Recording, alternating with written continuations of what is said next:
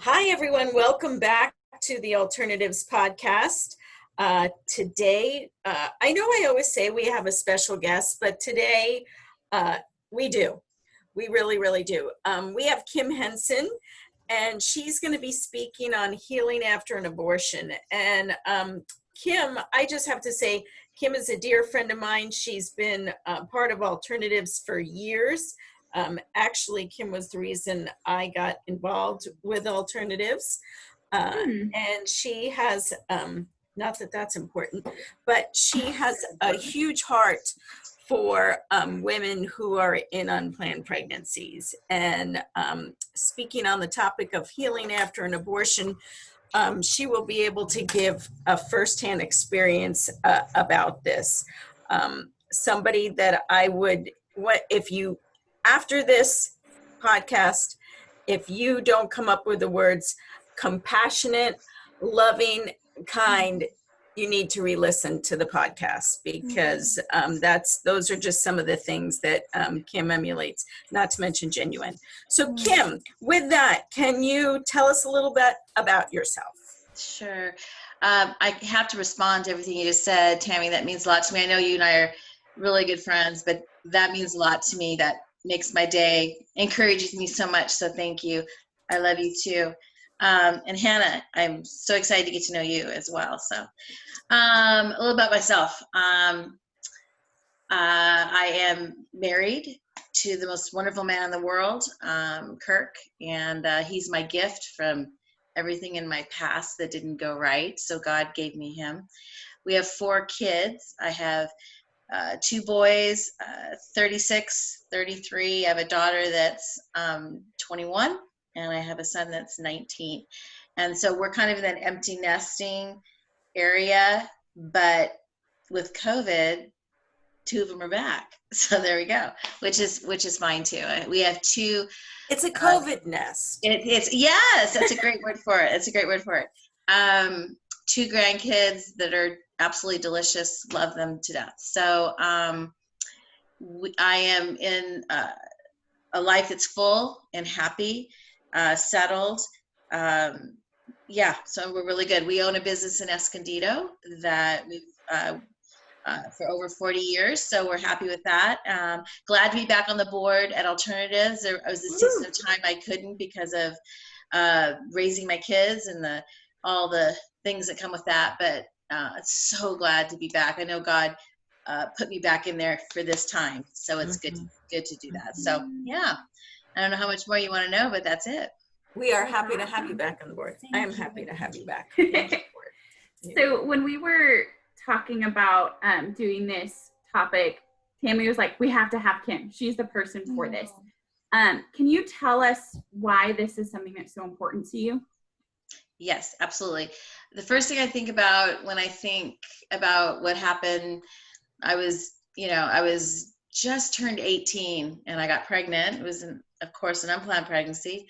And I had no idea the ramifications or how it would go, or I just loved this young man and we were going to have a baby, and that's what my goal was, or that's where the direction I was going. Well, it didn't work out that way. So, pressure from his parents and him, the best alternative for them was to have an abortion. And I thought, I don't want that. I don't know anything about that, but okay, because I don't want to lose him, I'm going to go ahead and go forward. So that happened. I went with him that morning. I remember, I think it was kind of raining a little bit. It was a very sad day. And I remember thinking, I'm going to come out of this and still be happy. It'll be okay, because a baby would have maybe been, I don't want to say a burden, but a lot of pressure. So we were so young. So, it was over. It was horrible. It was done. And within a couple of weeks, we weren't together anyway. So there was a lot of loss there. My mom was having a very, very difficult time with it, which was hard as well. So, because there's a loss for her. When you are a woman and have an abortion and that baby is gone, it not only affects you, it affects sometimes the dad a lot, and then the grandparents. There's grandparents involved that lose a grandbaby, and that's a significant loss. My background, I came from a Christian home. I knew who Jesus was. I know who Jesus is today, but I knew who Jesus was. And so there was this pull of, I knew what I was doing wasn't right, but I really thought that this would be a path that would be good for me. So that's the long and short of it. And I don't know if you want me to continue on about how, Well, so what happens is, and I've learned over the years, because I was 18 and I'm 59 now, so that was a long, long time ago. When you make a choice to do this, it doesn't just go away. It doesn't just disappear and you move on. It's something that stays within you for the rest of your life. And you learn to stuff it down and put it in places so you don't have to deal with it. But what happens is it triggers things in you, and you make choices that are not good for yourself because you're in pain and you don't even know you're in pain. Dealing again with guilt, shame, and the loss of a precious life, because this was a life that was inside of me. And so through the years, my choices were not good. I met and married a man pretty much right after this happened, and was not a good choice for me. That's who's the dad of my 2 older boys. It was a very, very abusive relationship that was difficult to live through. But I kept thinking, I deserve this. This is what the cards have been dealt to me because of the things I've done. So as time went on, their depression sets in, anxiety, inadequacy, not feeling good about yourself at all. I never forgot the day that I went down. I did this, and I can still remember to this day. I can still remember the sounds and the smells, and you never forget that. It's a very dark place to be.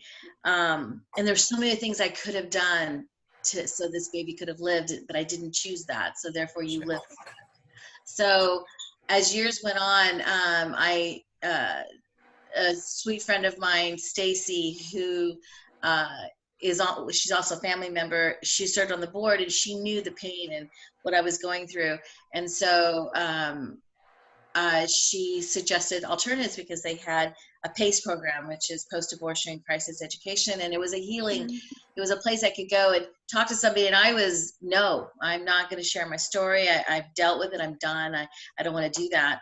And I was also going through divorce with this man. So there were a lot of things going on there. So there got to be a point where I needed to deal with this, and I fought it for so long.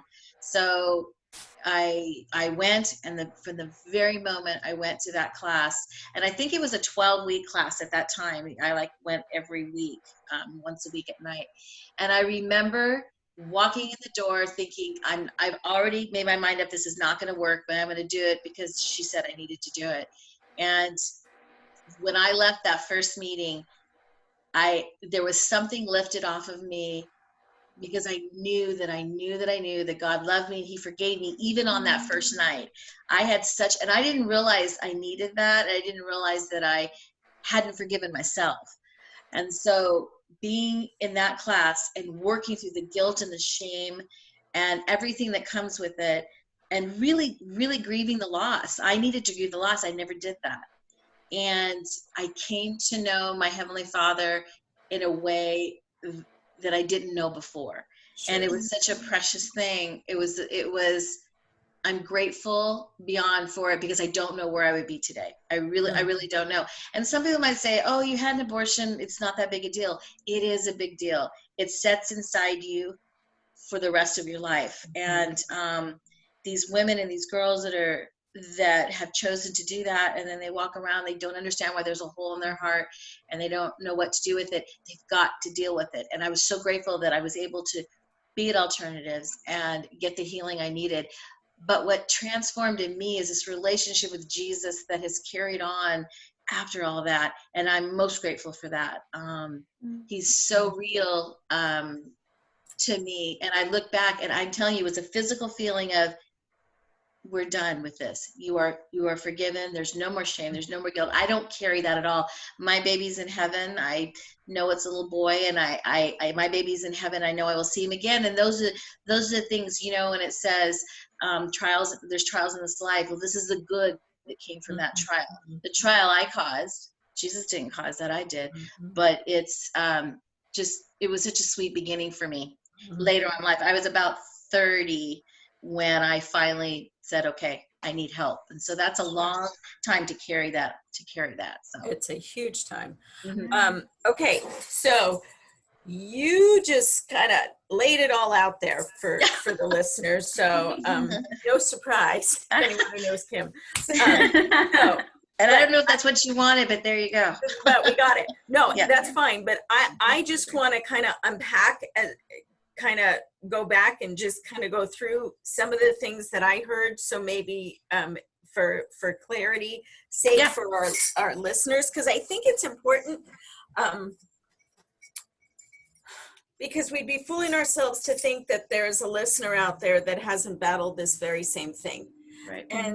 And so I want to have deep compassion for her or him, because they're women and men obviously need to heal after an abortion for different aspects. But one of the things about your decision in the for the abortion is you mentioned, and I wrote it down, you didn't want to lose him, right? And then dealing with your mom's remorse for your choice too, and I think these are big emotions. Sometimes we think, I think a lot of us who are post-abortive, we didn't want to lose the guy. So this was the alternative for the saving of the relationship, quite frankly. Or maybe there's other reasons too, financial, other things, and knowing you made this comment that you knew the Lord at that time, and I get that. Same boat I was in, but for whatever reason, God wasn't going to be able to handle this. Yeah, exactly. Be able to settle this the way I wanted, so I took it into my own hands, and I'm wondering if you felt that way too, in that it's kind of this choice that looks like this beautiful option, but is deceitfully and dreadfully not the right option for many reasons. And again, for those out there, that's not guilt or shame. It is something that you need to release to the Lord. And find that freedom, like you said. And you said the last thing you said is, I hadn't forgiven myself, and I think that's a really powerful thing for people to think about, because you can forgive your friend, you can forgive your husband, you can forgive your boyfriend, but to forgive ourselves for something that we've done, and know that our Heavenly Father will help us through that. That is a lifting of that burden that you talk about, and that's where we need to come to the end of ourselves. And that's why my leading up, I just threw that all out. Why is healing after an abortion so important? I know that that's part of it, to be able to memorialize that too, to own that sadness of this pain, right? Yep, exactly. All those things you said are so true. This was an event that happened, but it wasn't just an event and it's all done and we move on. This is something significant in our life. This is a life that was growing inside me. And I was actually, even at that young age, thinking, oh, this is awesome. I love this. We've been together 3 years, which I was very young when I met him. But I thought, this is the man I'm going to marry. I'm deeply in love with him, I thought. And we're having a baby. And we're just, unfortunately, I'm young, but we'll make it work. That was the desire in my heart. So I would have done, if I admitted, I would have done anything to preserve the relationship, and not thinking about, there's a pregnancy, And frankly, my relationship with the Lord, what was that? And it's one of those things where you say, look, I got this. I didn't verbally say that, but I got this, Lord. I'm gonna take care of this, and everything's gonna be okay because I've got the man that I want. And looking back on it now, when you think about that decision and why I made it, it's out of immaturity and all those things. But we're young people that can do adult things, and that's what happens. And you touched on the thing about my mom. I remember that was really hard on me because my mom is a very tender, sweet person. This affected her deeply, and I didn't realize. And so there's a feeling of I've affected my family in my decision I made. So she couldn't be there for me. I felt. But you allowed her into that too, and I think that that's a great thing. We shouldn't go through this alone. No. Even sharing with somebody that might be hurt by our choices, they can help guide us to truth and to healing. Mm-hmm. Yeah, there was also, there was a sense of betrayal. I was very close to his family, and I remember having a conversation with his mother when we were making the decision. She sat me down. I can remember being in her room and sitting on her bed with her, and she said, "This is the best decision for my son." And I remember thinking, I didn't say anything because I didn't want to say, I was afraid to say anything, but what about me? What about me? I want this baby. Why is this the best decision for your son? But I didn't say that. I just agreed because, oh my gosh, I didn't want to lose this family and I didn't want to lose him. Mm-hmm. So, and in the end, it all went away anyway. So yeah. And women out there, like you said, being alone in this, and I'm not necessarily doing a plug for alternatives. There is a solution. There is somewhere you can go. You're not alone. The minute you walk in the door, they're there to talk to you. And and I felt alone, even though I had told my friends and everybody knew what was going on. I felt very alone in this. Even the day that I went, I remember laying there thinking, I am so by myself. Yeah, it was. And you don't have to do that. That is the greatest lie out there that the enemy can throw at each of us, no matter what your situation is. It could be abortion, it could be addiction, it could be whatever battle that you're facing.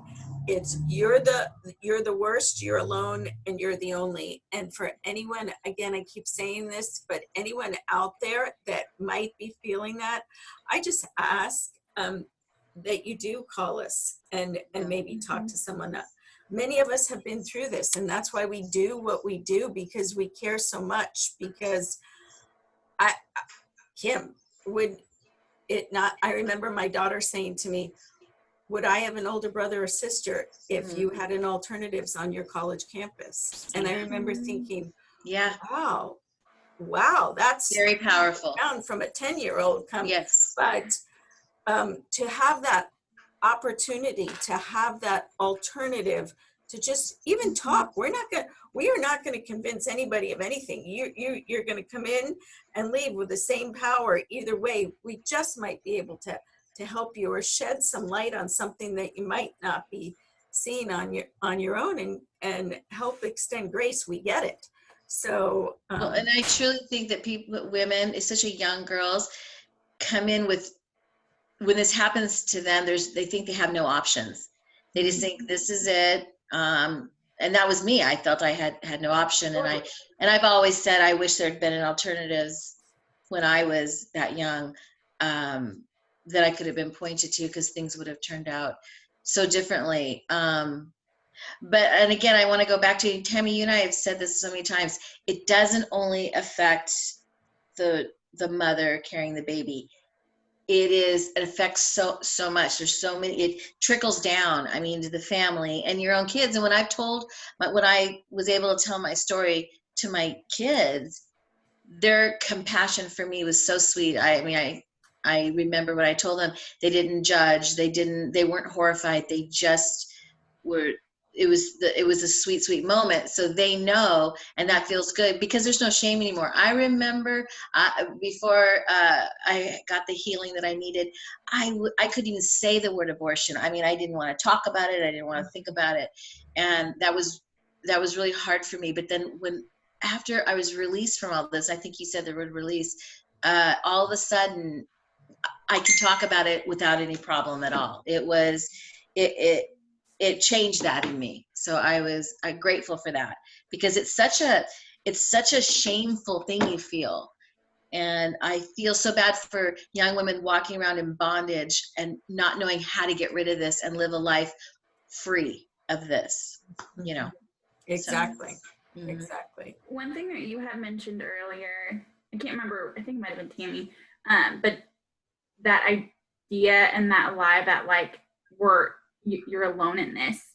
And I think there's a lot of lies that the enemy will throw at young women and young men that are either facing an unplanned pregnancy or made the decision to abort.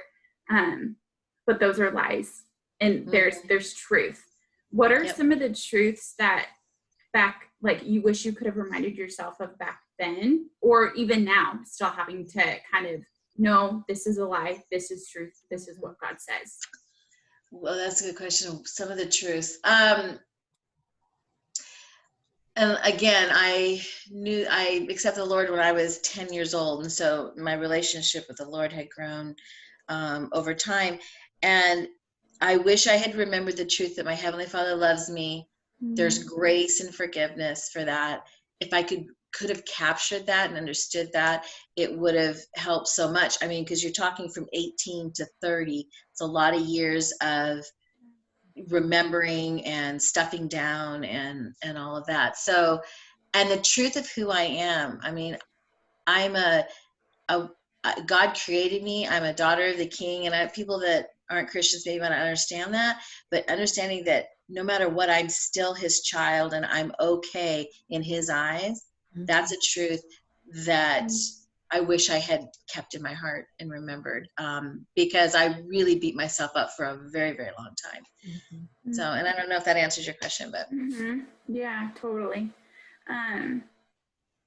If you were sitting down, or if maybe if one of our post-abortive listeners reaches out to you, and they just want to, I'm here, this is what happens, what would you say to them? Well, first of all, I would just listen, like you said, because sometimes women, men, whatever, they haven't even taken the time to talk through their entire, what they've gone through. And it's so important that as people that have gone through it, we need to really listen to the heart and what's going on. And I would say all the things. You're not alone. I want to know where they're at in this, but you're not alone. This isn't something you have to carry for the rest of your life. You're not a bad person, and you are forgiven. And I think it's especially hard for people that are Christians, because they really beat themselves up with shame and guilt. So that's what I would want to zero in on, is like, you're cutting yourself off from a sweet relationship with the Lord, carrying this and not letting it go. I think that's what I would do. Yeah. I would cry with them. I would, yeah. It can be very tough, but I hate to see people walk with this on them, and you could almost see it. After I completed the course, I even saw a difference in my face. I saw a difference in my eyes. I was lifted. There was such a lightness to it. And you're right. The enemy is the father of lies, and he wanted to keep me in this thing. Yeah, he really did. Yeah. So he didn't get that one. He didn't get it. So then what about somebody that's walking with a friend that's post-abortive? Like, how can they help that friend heal? Like you were talking about Stacy and how she pointed you to alternatives. But what are some ways that we can walk alongside our friends that are healing from their abortion? I think, and it depends on the person. I mean, if you've got a friend that also has the same beliefs you do, and they're Christians, they should be, they should be talking about the things, and there's a common connection. So they should be talking about the things of the Lord, praying together. And what happens to me is I had a lot of friends that were not Christians at that time, and they thought getting an abortion was the best thing, because you need to be relieved of that, just get rid of that. So I think it's really important that you, if you're a person going through this, associate yourself with people that are going to Shine light in truth. the darkness. Yes. We give you truth, and won't be that person that will try and lead you down a path that you just don't want to go down. And there are people, and there's people out there that are friends of yours that aren't believers, and they mean the best when they're just trying to help you. There's not they're being mean, but you need to associate yourself with people at that time with that can really lead you down a better way to go. Like Tammy said, shine the light in the darkness. And I got to tell you, at Alternatives, the minute you walk in there, they almost become your friend. Even from the person at the front desk to the nurses, they just become your friend. And so that might be all you need if you could just make your way there. So I think having that voice to be heard, walking along somebody in this, we live in a culture that we want to fix things, and we can't always fix. If somebody's post-abortive, we can't fix it. No, we can't bring anything back, but we can be with them in it and cry with them and just listen. We don't, some of the greatest responses is I'm sorry this has happened. You know, and being with them and then moving forward from there.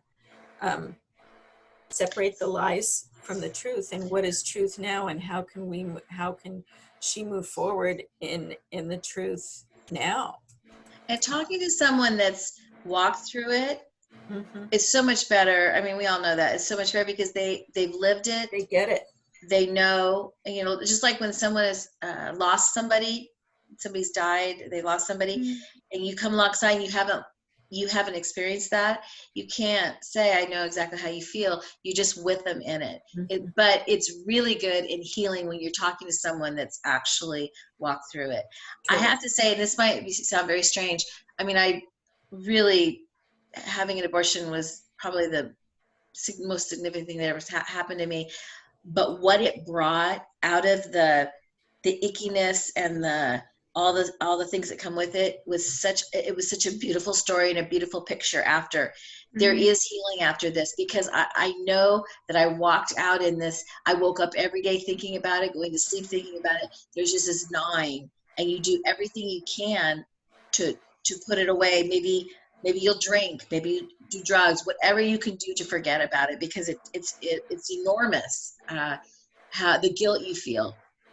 And so to walk in freedom is the best gift that you can ever give yourself. And so and a lot of times people don't even know that there's ways they can get help. They just think that was me. This is how it is, and I'm gonna live like this forever. So I'm grateful beyond, because it brought me to such a deeper, closer relationship with the Lord, because I felt so bad about it.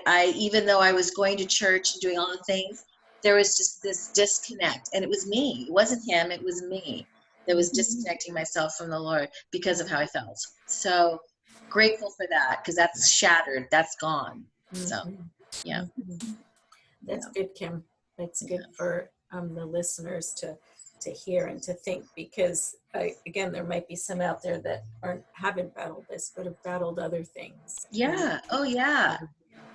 And having somebody to walk through this with, and then turning to our Heavenly Father. At Romans 8:28 talks about God will. Now I'm drawing a blank. What is 8:20? It's Romans 8:28 is about conquering. I'm drawing a blank, but it's about conquering. But this is what I'm going to say. I'm going to add to that, because it goes along with that. In the Bible, it says we will have trouble. We will have trials. We don't get out of this. We don't get out of this without that. But the one thing we can count on is He's here, and He has not left us.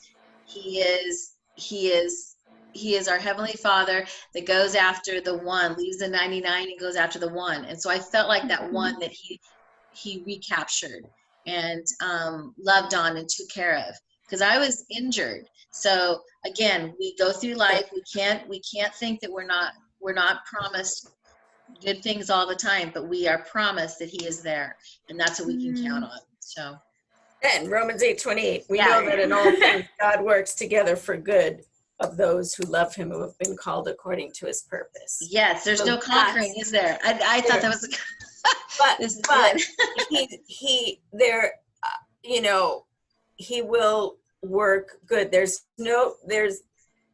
the child's not going to come back. There is a consequence.